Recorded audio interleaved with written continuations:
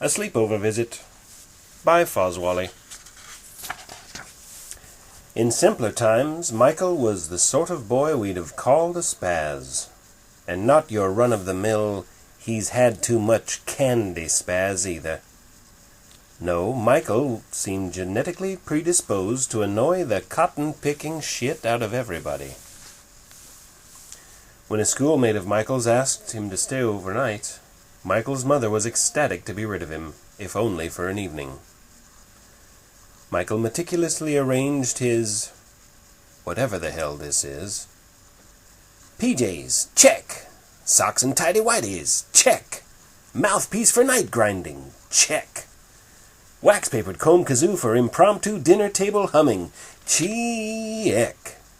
Ritalin, chuck. Their Irish setter, Simply Red, was the only member of the family even remotely sad to see Michael go. She thought Michael was pretty funny, snipping off half the cat's whiskers to blow its equilibrium. Less so when he covered her paw pads in masking tape and chased her round the kitchen, but hey. Michael's mother pet Simply Red so hard clumps of fur were falling out. This would be the first night in months she and her old man could make the two-back beast without Michael wandering in looking to be breastfed. Jim did his best to be patient as Michael shot-put the ball far over his head most throws, banged his favorite cars together till the fenders fell off, and pretended to blow his game controller. Michael kind of understood that Jim's family was vegan, but who the hell eats pineapple tops for dinner? Fortunately, Jim's mom wasn't a complete douche and made popcorn. Later, he'd don the Jiffy Pop foil like a Rasta hat and treat them to his Bob Marley stylings. Michael, siblingless and unfamiliar with pillow fight protocol, filled his case with bars of soap from the linen closet and savagely beat the wind out of Jim with furious blows to the ribs and groin. Michael was as confused as anyone that this gave him an erection. Michael offered an apology, saying normally Mother fed him his anxiety medication wadded up in American cheese. But since they dined on pine cones tonight, he missed it. Jim smiled thinly, coughed, and shielded his battered testicles with trembling hands. Michael had a hard time falling asleep, believing the stripes on his bedspread bore him ill will, so he leapt out of bed and woke Jim.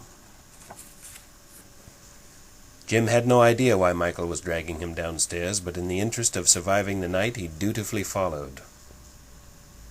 Why, who was at the door but that old scalawag Simply Red, licking popcorn grease off Michael's chin, lips, and ear hole, getting him hot and bothered all over again.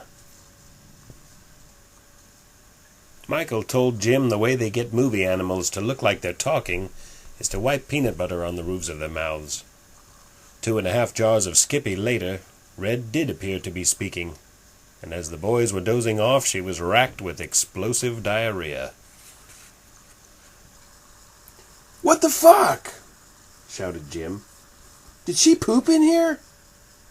"Yes, she did," said Michael, gently stroking her hair. "I've covered it up with your blankets, and we feel you should take the blame, Jim. Are we clear on that?"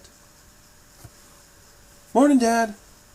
I superglued my hand to Red's ass so we never have to be apart. Again. Never, ever, ever." "That's great, son. Mom and I'll be over there to pick you up into bed, okay?" Jimmy's parents nervously shepherded Michael outside, slipping him $200 never to come to their home again, and an extra $100 to steer clear of their son. This suited Michael just fine. He'd spend some of the money on buying new friends, and the rest on lingerie for Simply Red.